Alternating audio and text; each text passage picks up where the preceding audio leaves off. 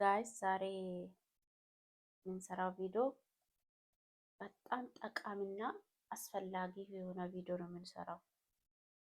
ለቤት አዲስ ከሆናችሁ ሰብስክራይብ እያደረጋችሁ ዶል ምልክቷን ጭናችሁ ኖቲፊኬሽን ሁሉም እንዲገባ ዶል ምልክቷን ጫኑ። ቤተሰብ የሆናችሁ ደግሞ በሼር እና በኮፕሊንግ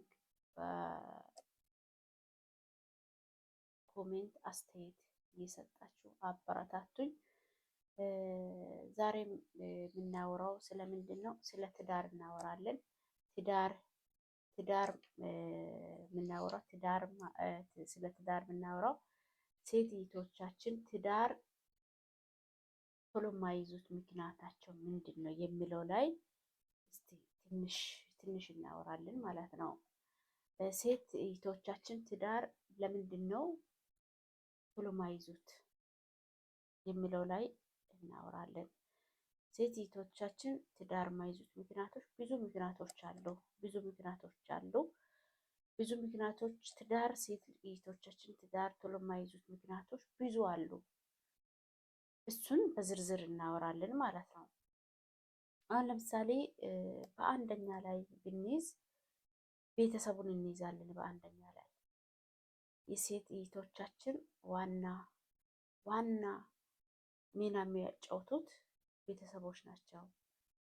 ሴቶች ትዳር እንዳይዙም ወይም እንዲይዙም ህይወታቸው ጥሩ እንዲሆን ጥሩ ትዳር እንዲኖራቸው የሚያደርጉት ቤተሰቦች ናቸው። ዋናው ፎከስ የምናደርገው ቤተሰብ ላይ ፎከስ እናደርጋለን። አሁን ለምሳሌ ሴቶች ከአቅመ ሔዋን እስከ አቅመ አዳም ሲደርሱ ቤተሰብ ይቆጣጠራሉ ማለት ነው። ቤተሰብ የራሳቸውን ምርጫ ይወስዳሉ። የራሳቸውን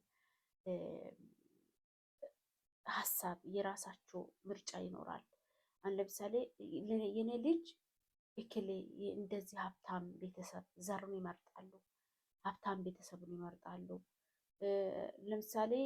አሁን ለምሳሌ አንድ ሴት ልጅ ሀብታም ቤት ብታገባ ሀብታም ልጁን ብታገባ ወይም ቤተሰቡ ሀብታም የሆነው ልጁን ብታገባ ያ ቤተሰብ ሀብት ለልጇ የሚጠቅመው ነገር የለም።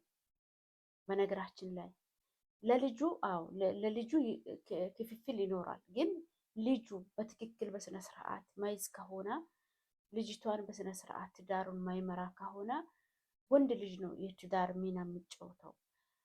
ልጁ በቤተሰብ ሀብት ብቻ የሚመካ ከሆነ ያ ሀብት ለሷ ምንም አይጠቅምም።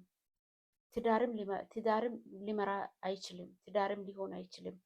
ቤተሰብ በዛ ትዳሩን የሴት ልጆቻቸው ትዳር እንዲዘገይ ያደርጋሉ ማለት ነው። ለምን?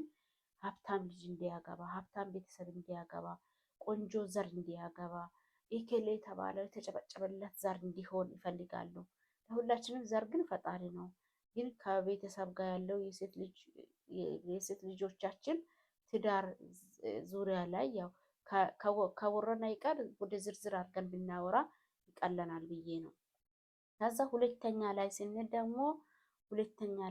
ደግሞ ሴት ራሷ አሁን ለምሳሌ ምርጫ የምታበዛ ከሆነ አሁን ለምሳሌ 2 3 4 እስከሚሆን ድረስ ምርጫ ወሰደች እንበል። አሁን ጠያቂዎች ሴት አቅመ አዳም ስትደርስ ያው ወንዶች ይጀነጅናል፣ ያወራል። በቃ ላያገባትም ያው ያወራሉ፣ ይጠይቃሉ። በዛ ውስጥ እሷ ቁም ነገር ያለው ወንዱን ምርጫ ካበዘች የእሷ ትዳር በጣም ዋጋ ያስከፍላታል ማለት ነው። ሶስተኛ ላይ ስንመጣ ጓደኞቿን የምታበዛ ከሆነ አሁን ለምሳሌ ሴቶች ብዙ ጓደኛ ሴቶች ካላት ያ ሴቶች የእሷን ትዳር እንዲበላሽ ያደርጋሉ። ለምን? ሁሉም ምስጢር ስለሚያውቁ። ሴቶች በጣም ቀናተኛ ናቸው፣ ይቀናሉ። ሴቶች ስለሚቀኑ እሷም አምጥታ ውሎዋን አዳሯዋን የምታሳልፈው ነገሮቹን የእሷ ላይፉን ሁሉንም አምጥታ ለጓደኞቿ የሚታወራ ከሆነ የእሷ ትዳር እየተበላሸ ይሄዳል ማለት ነው። ትዳሯን በስነ ስርዓት አታገኝም፣ ይበላሻታል ትዳር። ሶስተኛ ላይ ይዘናል እሱን ማለት ነው። አራተኛ ላይ ስንመጣ ደግሞ ራሷን ማትጠብቅ ከሆነ ለምሳሌ በቃ አለ አይደል ሴትነቷን ማትጠበቅ ከሆነ የምትጃጀል ከሆነ በቃ ረከሰች ከሆነ ትዳሯን ታጣለች። አራተኛ ላይ እንይዘው ትዳር ታጣለች ማለት ነው። አምስተኛ ላይ ስንመጣ ደግሞ ፍርሃት ካላት የምትፈራ ከሆነ ብዙ ፍርሃት ካላት በጣም ፍርሃት ካላት አሁን ለምሳሌ ታላቅ እህት እያለች እንዴት ነው እኔ ህይወትን የምመራው? ታላቅ ወንድም እያለ እንዴት ነው ህይወትን የምመራው? ቤተሰቡን በጣም የምትፈራ ከሆነ ኮንፊደንስ ከሌላት ራሷን በራሷ ማትተማመን ከሆነ ይችላለሁ ማለት ማትችል ከሆነ ትዳሯን በጣም ታጣለች። ህይወቷን መኖር አትችልም። በቃ አትችልም፣ ታጣለች። ለምን? በቃ ፍርሃት አላት፣ ኮንፊደንስ የላትም። አምስተኛ ላይ እንይዘው። ስድስተኛ ላይ ስንመጣ ደግሞ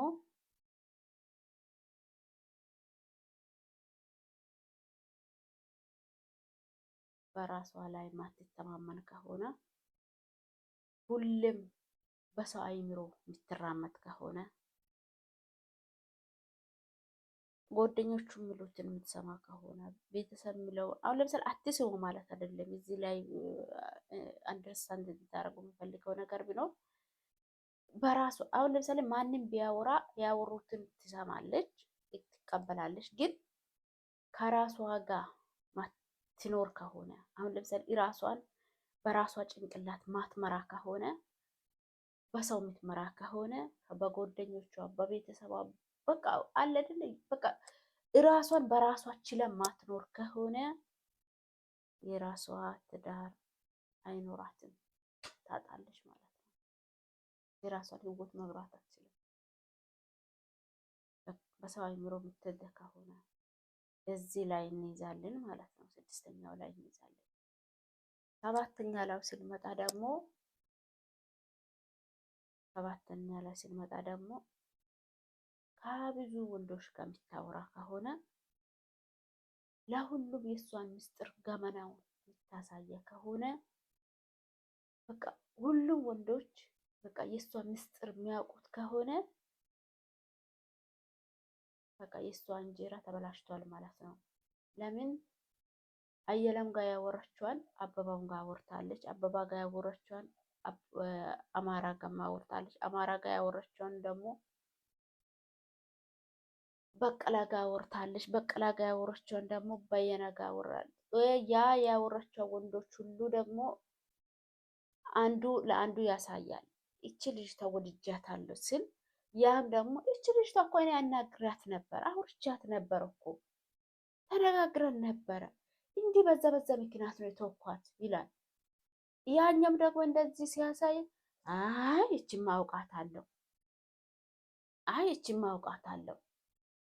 አውርተን ነበረ ግን ለኔ አትመጥንም ይላል። ያኛም ደግሞ እንደዚህ ካለ አንዱ ሲያሳይ ደግሞ ያ ደግሞ አይቺ ለአንተ አትሆንም እኔም ተመኝቼ ነበረ ግን ተወኩት ይላል። ስለዚህ ሴቶች ሆይ ከቤተሰብ ጀምረን እስከ ራሳችን አምጥተናል። አብዛኛውም በቤተሰብ ይልቅ አብዛኛውም ህይወታችን መምራት ማንችለው ራሳችን ናቸው። ሴቶች እናንተ ናቸው ራሳችሁን ማትችሉት። ራሳችሁን የምትጠብቁ ከሆነ ኮንፊደንስ ከኖራችሁ ራሳችሁን የምትችሉት ከሆነ መቼም የእናንተ እንጀራ መቼም አይበላሽም። መቼም ማለት ነው መቼም አይበላሽም። በራሳችሁ ተማመኑ። ራሳችሁን ተማምናችሁ ቀጥሉበት። እኔ ደግሞ ቀጣዩን ይዤ እመጣለሁ። ቤትን ሰብስክራይብ እያረጋችሁ፣ ኮፒ ሊንክ እያረጋችሁ፣ ሼር እያረጋችሁ፣ ፎሎ እያረጋችሁ አበረታቱኝ።